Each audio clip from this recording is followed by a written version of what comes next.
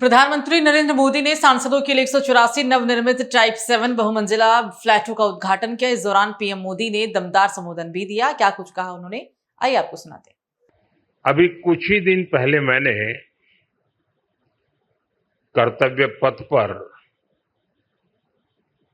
Common central secretariat यानी कर्तव्य भवन का लोकार्पण किया है और आज मुझे संसद में अपने सहयोगियों के लिए इस रेजिडेंशियल कॉम्प्लेक्स के उद्घाटन का अवसर मिला है। ये जो 4 टावर्स हैं, उनके नाम भी बहुत सुंदर है। कृष्णा, गोदावरी, कोसी, हुगली। भारत की 4 महान नदियां जो करोड़ों जनों को जीवन देती है,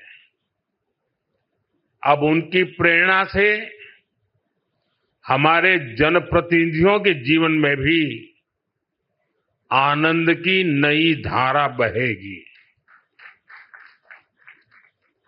कुछ लोगों को परेशानी भी होगी। कोसी नदी रखा है नाम, तो उनको कोसी नदी नहीं दिखेगी, उनको बिहार का चुनाव नजर आएगा। तो ऐसे छोटे मन के लोग जो होते हैं, उनकी परेशानियों के बीच भी मैं जरूर कहूंगा कि नदियों के नामों की परंपरा देश की एकता के सूत्र में हमें बांधती है। दिल्ली में हमारे सांसदों का ईज ऑफ लिविंग बढ़े।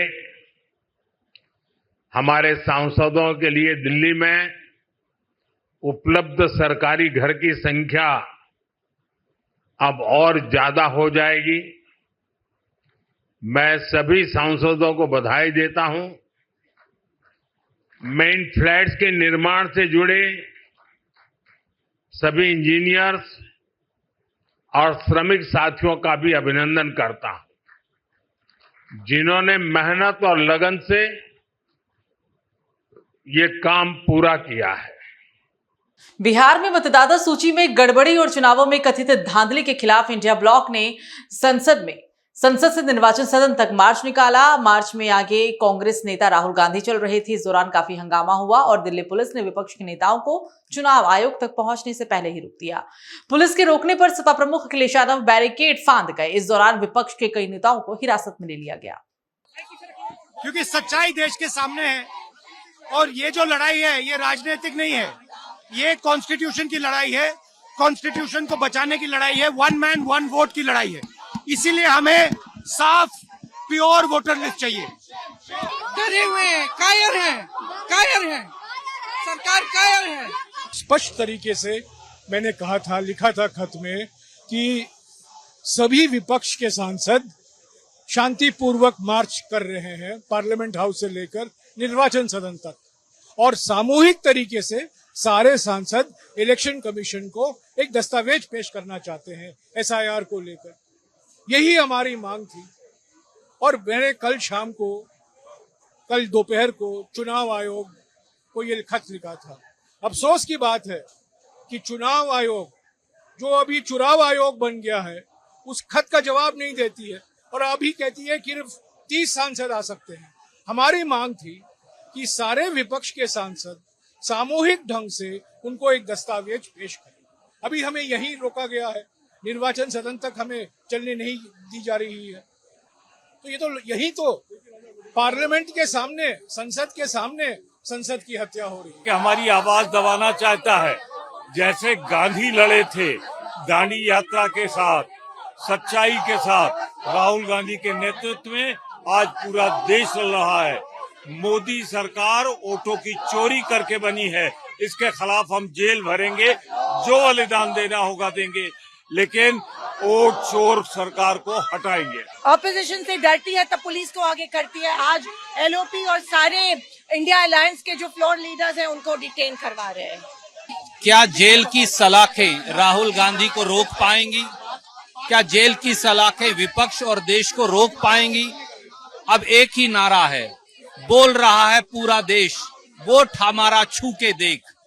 मोदी सरकार और ईसीआई का ये जो गठजोड़ है, ये पूरी तरह से लोगों ने खारिज कर दिया है। तो वहीं जीडी बख्शी ने आसिम मुनीर को खूब सुनाया। उन्होंने कहा कि अब वक्त आ गया है कि इनको आड़े हाथ ही लिया जाए। आसिम मुनीर पगला गया। ठीक है साहब, जो मार पड़ी है ऑपरेशन सिंदूर में, उसको वो छुपा के नाटक कर रहे हैं। ठीक है, अच्छी तरह छुपा के नाटक कर रहे हैं। एक चीज जो ऑपरेशन सिंदूर के बाद के बारे में बहुत ज्यादा दुनिया नहीं समझ पाई है, वो पता क्या है? भारत ने थर्ड न्यूक्लियर एज शुरू की है। दो मॉडरेटली आर्म्ड न्यूक्लियर पावर्स अगर आपस में भिड़े, शरेआम लड़ाई हो, तो क्या रिजल्ट है ऑपरेशन सिंदूर का? हमारी इंटीग्रेटेड एयर डिफेंस की वजह से उसके मिसाइल, न्यूक्लियर आर्म्ड मिसाइल और नॉर्मल मिसाइल नहीं आ सकते भारत पे। 100%। 3 फायर किए थे, 3 के 3 गिरा दिए। कोई 1200 के करीब ड्रोन फायर किए थे, 90% मार गिराए। ठीक है साहब, हमारी जो न्यूक्लियर जो अम्ब्रेला है, जो air defence, integrated air defence umbrella है, वो तकरीबन लीक प्रूफ है। और हम केवल रक्षात्मक पे नहीं सीमित रहते, हमने आगे बढ़ के जहां से उसके 4 एयर बेसिस से उसके फाइटर विद बॉम्ब्स उड़ सकते थे, जकोबाबाद, रहीम यार खान, सरगोदा, हमने उनके परखच्चे उड़ा दिए सर। जो रहीम यार खान की एयर स्ट्रिप अभी तक चालू नहीं हुई, जहां उनके स्टोर्ड थे न्यूक्लियर बॉम्ब्स, ठीक है, वो थे आपके चगाई और किराना हिल्स में, उनको ठोका है। उनके जो द्वार पे इलेक्ट्रिक मोटर्स लगी थी सीमेंट कंक्रीट के गेट खोलने के लिए, उनका ठोक दिया है। वहां से न्यूक्लियर बॉम्ब निकालना, झूठ मत बोलो, असंभव हो गया है, क्योंकि वहां न्यूक्लियर रेडिएशन कंटामिनेशन है। ठीक है साहब, ये बकवास कर रहा है, ये गीदड़ भभकी दे रहा है। और अब वक्त आ गया है, मैं आपके दूसरे सवाल का भी जवाब दे दूं। जैसे कि उपेंद्र द्विवेदी साहब, हमारे आर्मी चीफ साहब ने बिल्कुल सही कहा है, अब वक्त आ गया है कि इनको आड़े हाथ लिया जाए, वंस एंड फॉर ऑल। वही समीकरण हो रहा है जो 1971 में था। ठीक है, और तब भी हमने हिम्मत मर्द किया था और मदद खुदा आई थी। ठीक है, और 2 टुकड़े हो गए थे पाकिस्तान के। ये तो एक सर में दर्द है, एक माइग्रेन है इंटरनेशनल, इसको अब खत्म, खलास करना होगा। ठीक है साहब, अब टाइम आ गया है कि जो हमारा लिमिटेड वॉर की तरफ आउटलुक है, उसमें केवल 2 रिस्ट्रिक्शंस रह जानी चाहिए कि न्यूक्लियर वॉर, न्यूक्लियर वेपन, हम हथियार इस्तेमाल नहीं होने देंगे और हम पूरा लड़ेंगे, पुरजोर लड़ेंगे। लिमिटेड वॉर जो होगी will be limited only in time and non use of nuclear weapons. ठीक है साहब, ये वक्त आ गया है। आसिम मुनीर अपने सर पे बुला रहे हैं। जब सियार की मौत आती है तो वो शहर की तरफ भागता है। ये समझता है इसको, जैसे कि पाकिस्तान ने सोचा था 1971 में इसको अमेरिका बचा लेगा, चीन बचा लेगा। ना अमेरिका बचा पाया, ना चीन। ठीक है साहब, ना अमेरिका बचा पाया, ना चीन। ये आदमी, ये शख्स अपनी पर्सनल एम्बिशन के लिए, इसने फील्ड मार्शल बनने के लिए, जो एयरफोर्स का चीफ था पाकिस्तान का, इससे सीनियर था, उस पे सीनियरिटी पाने के लिए इसने दुम मरोड़ी है शहबाज शरीफ की बना दो मेरे को फील्ड मार्शल, क्योंकि साहब फील्ड मार्शल की रैंक में जाके मैं डोनाल्ड ट्रंप से मिल सकता हूं। डोनाल्ड ट्रंप ने शहबाज शरीफ को नहीं बुलाया, इसको बुलाया है। कैसी सरकार है ये साहब कि जिसका जो मुलाजिम है उसको बुलाता है पाकिस्तान का फील्ड मार्शल को बुलाता है डोनाल्ड ट्रंप, उनके प्रधानमंत्री को नहीं बुलाता, उनके प्रेसिडेंट को नहीं बुलाता, क्योंकि वो मुखौटे हैं। इसने साबित किया है, इसने बेइज्जती की है अपनी सरकार की। उत्तर प्रदेश के फतेहपुर में धार्मिक स्थल को लेकर बड़ा विवाद खड़ा हो गया है। यहां एक मकबरे को लेकर हिंदू संगठनों ने दावा किया कि वो एक प्राचीन मंदिर था और इसी को लेकर इलाके में तनाव बढ़ गया है। हिंदू संगठन के कार्यकर्ता मकबरे को हटाने की मांग करते हुए मौके पर पहुंच गए, जिसके बाद स्थिति और भी ज्यादा बिगड़ गई। पुलिस ने एहतियात के तौर पर मकबरे के चारों ओर बैरिकेडिंग कर सुरक्षा व्यवस्था मजबूत की थी, लेकिन भीड़ ने बैरिकेडिंग तोड़कर अंदर घुसने का प्रयास किया। मामला इतना बढ़ गया कि दोनों पक्ष आमने सामने तक आ गए। पुलिस ने मोर्चा संभालते हुए हालात पर काबू पाने की कोशिश की और भारी पुलिस बल मौके पर तैनात कर दिया गया है।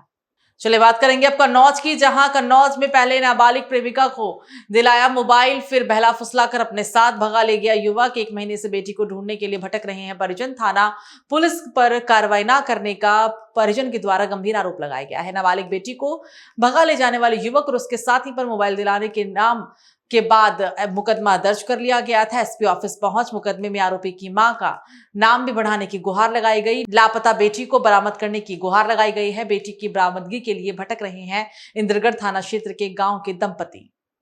चलिए बात अब बुलंदशहर की, जहां पर बुलंदशहर में पकड़ा गया धर्म परिवर्तन गैंग। हिंदू से ईसाई बनाने वाले गैंग के 9 सदस्यों को सिकंदराबाद पुलिस ने गिरफ्तार कर लिया। ईसाई मशीनरी बुलंदशहर में खेल रही थी। हिंदुओं को ईसाई बनाने का खेल गरीब दलितों को प्रलोभन देकर बनाया जा रहा था। ईसाई गिरफ्तार धर्म परिवर्तन गैंग के सदस्यों में एक महिला भी शामिल थी। धर्म परिवर्तन के लिए विदेशी फंडिंग वाले लिंक की तलाशी कर रही है पुलिस। सिकंदराबाद क्षेत्र के गांव वीरखेड़ा में चलाया जा रहा था धर्म परिवर्तन का धंधा। वेस्ट यूपी के कई जिलों में हिंदुओं को ईसाई बना चुकी थी। ईसाई मशीनरी के सदस्यों से बाइबल, नकदी, धर्म परिवर्तन प्रमाण पत्र, 8 मोबाइल फोन, ईसाई प्रेयर आधार कार्ड, कैश बुक, ट्रस्ट की बैलेंस शीट भी बरामद कर ली गई है। बुलंदशहर की सिकंदराबाद पुलिस ने ये बड़ी कामयाबी हासिल की है।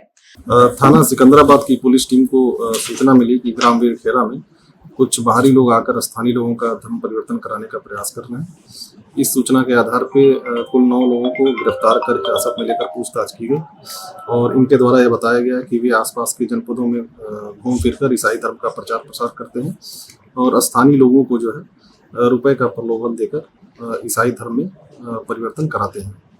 इसमें जो गिरफ्तार अभियुक्त हैं, इसमें सिकंदराबाद से पप्पन और रवि, सलेमपुर थाना से प्रदीप पारछा, दीपक कुमार नोएडा जनपद गौतम बुद्ध नगर से, कृष्णा बेनीवाल फरीदाबाद से, राजेंद्र कुमार गाजियाबाद से, नीलम जनपद गाजियाबाद से और आशु ये थाना सिकंदराबाद ग्राम वीरखेड़ा के निवासी हैं।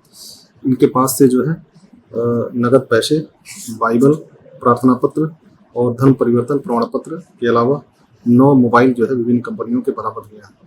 आरोपी व्यक्तियों को पूछताछ कर हिरासत में लेकर माननीय न्यायालय के समक्ष पेश किया जा रहा है। आरंभिक पूछताछ में इनके द्वारा जो है जनपद बुलंदशहर के अलावा आसपास के जनपदों में भी जो है ईसाई धर्म का प्रचार कर लोगों का जो है प्रलोभन करके उन्हें ईसाई धर्म में परिवर्तन कराने का प्रयास किए जाने की स्वीकृति की गई है और हम इस संबंध में गहराई से जांच कर रहे हैं कि इनके द्वारा इनको कहां से किस लेवल से फंडिंग होती थी और इनका जो है किस अन्य राज्यों से इनके तार जुड़े हुए हैं। अब खबर बिजनौर से, जहां थाना मंडावली में पुलिस ने मामले का खुलासा करते हुए एक आरोपी मां को गिरफ्तार कर लिया है। दरअसल यहां पर घर में सो रहे बेटे को धारदार हथियार से एक मां ने जानलेवा हमला कर उसकी हत्या कर दी थी। पुलिस पूछताछ में मां ने ही बेटे को लेकर कई चौंकाने वाले इलाज भी खोले हैं। युवती का आरोप है कि कुछ समय पहले उसने उसके साथ अनैतिक काम किया था। अविवाहित बेटा अशोक नशे का आदी भी था और घर पर उसके साथ मारपीट भी किया करता था। समाज और परिजन में इज्जत और लोक लज्जा के कारण उसने किसी को कुछ भी नहीं बताया था। बेटी की हरकतों से मां अंदर ही अंदर घुटन महसूस करने लगी थी, इसलिए उसने सोते हुए बेटे को मौत की घाट उतार दिया। घटना की सूचना मिलते ही पुलिस मौके पर पहुंची। पुलिस ने शव को कब्जे में लेकर पोस्टमार्टम के लिए भेजा और मामले का खुलासा करते हुए आरोपी युवती को गिरफ्तार कर लिया है। थाना मंडावली क्षेत्र के ग्राम श्यामीवाला में दिनांक 7 अगस्त को मृतक अशोक की हत्या के संबंध में अभियोग पंजीकृत हुआ था। इसमें घटनास्थल के निरीक्षण के दौरान ही कुछ इंपॉर्टेंट क्लूज मिले थे। उन्हीं तथ्यों के आधार पर परिवारजनों से पूछताछ की गई तो मृतक की मां ने बताया कि इसका पुत्र अविवाहित था और अत्यधिक नशे का आदी था। इसी नशे में उसने अपनी मां के साथ अनैतिक कृत्य भी किया था। घटना वाले दिन ये करीब 11 बजे अत्यधिक नशे के सेवन के बाद आया। उसने पुनः इस बात का प्रयास किया। इस मां पहले से ही इसके इस कृत्य से छुप रहती थी। उसको बहुत गुस्सा आया जब ये गहरी नींद में सो गया तो इसने अपने रखी दराती से उसके गले और गर्दन पे, गले पे और चेहरे पे कई बार किए, जिससे उसकी मृत्यु हो गई। अभियुक्ता की साड़ी पर कुछ खून के छींटे लग गए थे, उसको इसने हटा दिया था। पूछताछ के बाद अभियुक्ता की निशानदेही पर उस साड़ी को बरामद किया गया है और गिरफ्तार करके जेल भेजा जा रहा है और अन्य कार्रवाई करेंगे। तो वहीं बिजनौर में जंगल में फसलों की पानी देने वाले कुएं की मोटर देखने कुएं में उतरे 2 सगे भाइयों सहित 3 युवकों की दर्दनाक मौत के बाद पूरा गांव शोक में डूब गया। कुएं में दम घुटने से 3 युवकों की मौत हो चुकी है। इस दर्दनाक हादसे में 2 सगे भाई भी शामिल हैं। 3 जवान मौत होने से परिजनों में कोहरा मचा हुआ है। वहीं पूरे गांव में शोक की लहर दौड़ गई। तीनों को उपचार के लिए अस्पताल में भर्ती करवाया गया था, लेकिन तीनों को ही डॉक्टर ने मृत घोषित कर दिया। शिवाला कला थाना क्षेत्र का ये पूरा मामला बताया जा रहा है। बात अब गाजियाबाद की होगी, जहां पर गाजियाबाद की एक बेटी को बड़ा सम्मान मिला है। रक्षाबंधन पर्व बना जिंदगी का सबसे यादगार दिन। लोनी के विकास नगर की नैन्सी आनंद ने प्रधानमंत्री नरेंद्र मोदी की कलाई पर राखी बांधी और देश का आदर्श नागरिक बनने का आशीर्वाद भी लिया। नैन्सी आनंद के लिए इस बार का रक्षाबंधन बेहद खास था। प्रधानमंत्री कार्यालय से आए विशेष निमंत्रण पर 12वीं कक्षा की छात्रा नैन्सी दिल्ली के अर्वाचीन भारती भवन स्कूल से चयनित होकर पीएम आवास पहुंची और प्रधानमंत्री को राखी भी बांधी। नैन्सी के पिता विनोद आनंद लोनी तहसील में अधिवक्ता हैं। बेटी की इस उपलब्धि पर पूरा परिवार गर्व महसूस कर रहा है।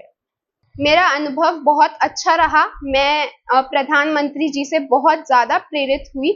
जैसे उनके विचार हैं, जैसी उनकी सकारात्मक सोच है, मैं उससे मुझे बहुत प्रेरणा मिली है और मैं बहुत प्रेरित हुई हूँ। हमारी एक अच्छी कॉन्वर्सेशन हुई है और उन्होंने कॉन्वर्सेशन में अपने विचार दिए, मैंने अपने विचार। सबसे पहले तो मैं गई, मैंने उनकी कलाई पे राखी बांधी और फिर उन्होंने मुझसे मेरा स्कूल का नाम पूछा, मैंने वो बताया, अर्वाचीन भारती भवन स्कूल। फिर उसके बाद मैंने उनसे पूछा कि आपने पूरे भारत देश का भ्रमण किया है, आप अलग अलग कंट्रीज में भी गए हैं, यूएस में गए हैं, फ्रांस में गए हैं, स्विट्जरलैंड में गए हैं, बट क्या कभी इतने सारे देशों के घूमने के बाद आपका फेवरेट फूड क्या है, मतलब आपका पसंदीदा खाना क्या है? तो उन्होंने मुझे हंस के कहा कि मेरा पसंदीदा खाना है घर की खिचड़ी। और मैं उस टाइम पे बहुत ज्यादा प्रेरित हुई उनसे कि इतने बड़े व्यक्ति होने के बाद भी उनको घर की खिचड़ी पसंद है, वो कितने डाउन टू अर्थ इंसान हैं। चलिए अगली खबर भी गाजियाबाद से ही, जहां पर गाजियाबाद में ट्रक ने 112 पुलिस वाहन को टक्कर मार दी और इस हादसे में एक पुलिसकर्मी की मौत हो गई है। गाजियाबाद के भोजपुर थाना क्षेत्र में देर रात ये हादसा हुआ था। तेज रफ्तार ट्रक ने पुलिस की 112 डायल गाड़ी को जोरदार टक्कर मारी थी। हादसे में एक पुलिसकर्मी की मौके पर मौत हो चुकी है, जबकि उसके साथ ही घायल बताए जा रहे हैं। घटना के बाद मौके पर अफरा तफरी का माहौल बन गया। स्थानीय लोगों की मदद से घायलों को अस्पताल पहुंचाया गया। हादसे की सूचना मिलते ही पुलिस के उच्च अधिकारी भी मौके पर पहुंचे और जांच पड़ताल शुरू कर दी। मृतक पुलिसकर्मी के पार्थिव शरीर को पोस्टमार्टम के लिए भेज दिया गया है। हादसे के बाद ट्रक चालक मौके से फरार है, जिसकी तलाश में पुलिस टीम जुटी हुई है। तो गाजियाबाद में नशे में धुत ऑटो चालक ने तबाही मचाई है। डिवाइडर से टकराकर ऑटो पलटा, कई घायल हो गए। गाजियाबाद के NS9 सिजरसी से 62 की तरफ जाने वाले मार्ग पर यह हादसा हुआ था। करीब सुबह 4:30 बजे एक बेकाबू ऑटो ड्राइवर दरअसल सुबह 4:15 बजे एक बेकाबू ऑटो डिवाइडर से टकराकर पलट गया। बताया जा रहा है कि वो ऑटो चालक नशे की हालत में था और सवारी सहित तेज रफ्तार में वाहन को डिवाइडर पर उसने चढ़ा दिया था। बात अगली भी गाजियाबाद की ही होगी, जहां पे नवीन एवं फल सब्जी मंडी साहिबाबाद के अंदर आज सुबह सचिव के द्वारा फल विक्रेता व सब्जी विक्रेताओं के साथ एक मीटिंग का आयोजन किया गया था, जिसमें 30 से 40 वर्ष पुराने ठीहे को बाहरी व्यक्तियों का आवंटन करने के आरोप लगे थे और जिसको देखते हुए सचिव के द्वारा मीटिंग भी कराई गई थी। मीटिंग के दौरान मंडी समिति का फल सब्जी विक्रेताओं ने जमकर विरोध किया। साथ ही बाहरी व्यक्तियों को मोटी रकम लेकर 30 साल पुराने ठेकेदारों को हटाकर बाहरी व्यक्तियों को दिए गए ठेले का विरोध किया गया, जिस बीच नए आवंटन वाले बाहरी व्यक्तियों के द्वारा मंडी समिति और फल सब्जी मंडी विक्रेताओं के बीच में पहुंचकर अंधाधुंध फायरिंग की गई, जिसमें एक व्यक्ति की मौके पर मौत हो गई, वहीं 2 लोग घायल हो गए।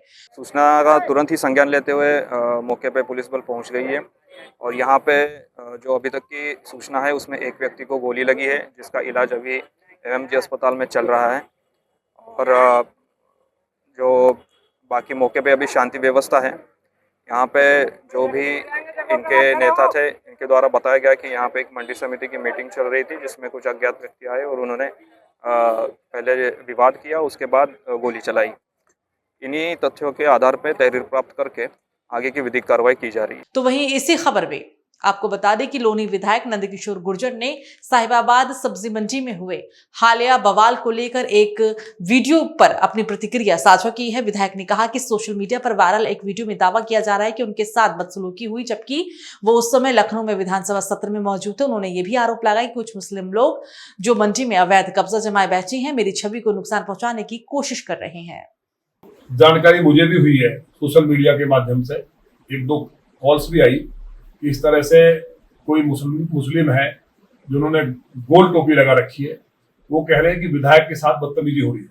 मैं जबकि सदन में हूं, जिस तरह मेरी छवि को खराब करने के लिए मेरा नाम लिया है, मुझे उम्मीद है पुलिस कमिश्नर गाजियाबाद निष्पक्ष जांच करें। जानकारी ये आई है कि वहां कांग्रेस के और सपा के वहां जो लोग हैं जो गुंडागर्दी करते हैं, जो मंडी में किसान अगर अपनी सब्जी बेचने आया या अपने फल बेचने आया तो जबरदस्ती अपने रेट में लेते हैं, और खास तौर से जो दो चार आड़ती व हिंदू हैं उनके साथ बदतमीजी की जाती है। इसको लेकर के पूर्व जिलाधिकारी इंद्र विक्रम सिंह जी ने एक सख्त कमेटी बना करके कुछ माहौल को ठीक किया था। अभी वहां जो मंडी सचिव हैं उनकी पत्नी के लिए किस तरह के शब्द बोले गए, तो जानकारी यहाँ तक है कि एक रौब जमाने के लिए वह हवाई फायरिंग की गई, और जो जिसका नाम आ रहा है आदमी को कहीं जुड़ा हो सकता है। हमारा किससे मतलब नहीं है, पुलिस निष्पक्ष जांच करे, कानून का राज है, जो दोषी उन पर कार्रवाई हो। लेकिन जिनका नाम लिया जा रहा है, सुनने में आया कि उन्होंने जान बचाने के लिए जब पिस्टल तानिए छीन करके हवाई फायर किया और वो वहां से भागे, वीडियो में दिखाई दे रहा है। लेकिन हमारा नाम लेना ये बहुत अपने आप में गंभीर है, और जानकारी यहाँ तक भी आ रही है कि उन्होंने ये जो जितने भी सपा के एजेंट थे, जो वहाँ खासतौर से रोहिंग्या बांग्लादेशी जो मुसलमान जो आतंक फैलाते हैं और हिंदुओं को घुसने नहीं देते, मंडी में बदतमीजी करते हैं महिलाओं तक से, उन सबके द्वारा इस डर से कि हम पे कठोर कार्रवाई होगी, तो उन्होंने खुद अपने किसी बेचारे गरीब को गोली मारने का काम किया है लालच देकर के। ये बहुत गलत है, पुलिस पूरे प्रकरण की जांच करे। बात अब यूपी के रामपुर की होगी, जहां पर ग्राम सीहोर के पोल्ट्री फार्म में मुर्गियों की मौत अभी थमने का नाम नहीं ले रही है। रात में 1000 मुर्गियां और भी मर गई हैं। 5 दिनों में करीब 15,000 से भी अधिक मुर्गियों की मौत के बाद ग्रामीणों में दहशत का माहौल पैदा हो गया है। पशु चिकित्सा विभाग ने बरेली की IVRI लैब में मुर्गियों के मरने की रिपोर्ट में मौत का कारण साफ न होने पर शनिवार को नमूने मध्य प्रदेश के भोपाल लैब भेज दिया है। मंत्री जी से हमारी मुलाकात हुई, मंत्री जी ने आश्वासन दिया है कि इस पर पूरी कार्रवाई होगी, पूरी जांच होगी, और उसकी साफ सफाई जो उन्होंने अभी SDM से ज्ञात लिया है कि क्या हुआ, तो SDM साहब ने कहा है कि सारी साफ सफाई कराई जा रही है, और वो बंद कर दिया गया है, उस पर ताले डलवा दिए हैं। बाकी SDM साहब ने ये भी कहा है कि मैं एक बार फिर मौका मुआयना करके उसे देख लेता हूँ, और मंत्री जी ने आश्वासन दिया है कि इसकी सारी साफ सफाई होगी। कोई चीज़ जो है अब वहाँ पाई जाती है तो उसके खिलाफ शासनिक कार्रवाई होगी। चलिए बात अब होगी धर्मनगरी हरिद्वार की। बेल स्थित दिल्ली पब्लिक स्कूल में स्विमिंग पूल का उद्घाटन हुआ, जिसमें जिला अधिकारी मयूर दीक्षित अपनी पत्नी के साथ पहुंचकर दीप प्रज्वलित करे और मनमोहन गणेश वंदना स्वागत गीत के साथ बच्चों ने मनमोहन और स्विमिंग पूल के अंदर बच्चों का नृत्य आकर्षण का केंद्र बन गया। जिलाधिकारी मयूर दीक्षित ने सीटी बजाकर तारक बच्चों को कंपटीशन के लिए प्रोत्साहित किया और कहा कि इसी तरह बच्चे प्रोत्साहित होते हैं। आज खेल जगत में भी स्विमिंग का कंपटीशन होता है, भारत के लिए जीत कर भी आते हैं। बता दें कि प्रिंसिपल डॉक्टर अनुपम चौगा ने भी DPS स्कूल के लिए अपने स्कूल के बच्चों को हर तरीके से फील्ड में प्रोत्साहन देते हुए हर कंपटीशन में बच्चे जीत कर आते हैं, क्योंकि बच्चों को हौसला देने वाले डॉक्टर अनुपम जमा खुद प्रोत्साहित करते हैं। तो महायोगी पायलट बाबा की रविवार को प्रथम पुण्यतिथि उनके कनखल स्थित आश्रम में मनाई गई। सभी अखाड़ों के संतों महंतों ने पायलट बाबा को अपने श्रद्धा सुमन अर्पित करते हुए उनकी यश कीर्ति का बखान भी किया, और इसी के साथ आश्रम में चल रहे विवाद की भी चर्चा हुई। लेकिन चर्चा में जो कुछ संत चाह रहे थे वो नहीं हुआ, जिस कारण से कहीं खुशी और कहीं गम का माहौल देखने को मिला है। तो जिले में हो रही भारी बारिश को देखते हुए जिलाधिकारी मयूर दीक्षित ने कलेक्ट्रेट सभागार में जिला स्तरीय अधिकारियों के साथ बैठक की, और तहसील मुख्यालय एवं ब्लॉक मुख्यालय के अधिकारी वर्चुअल माध्यम से एक साथ बैठक में भी जुड़े। जिलाधिकारी ने सभी जिला स्तरीय अधिकारियों, तहसील एवं ब्लॉक स्तरीय अधिकारियों को निर्देश दिया कि सभी अधिकारी अपने अपने क्षेत्रों में अलर्ट रहें, और किसी भी क्षेत्र में जल भराव की स्थिति उत्पन्न हो सकती है तो ऐसे क्षेत्रों में जल निकासी के लिए तत्परता से आवश्यक कार्रवाई सुनिश्चित की जाए।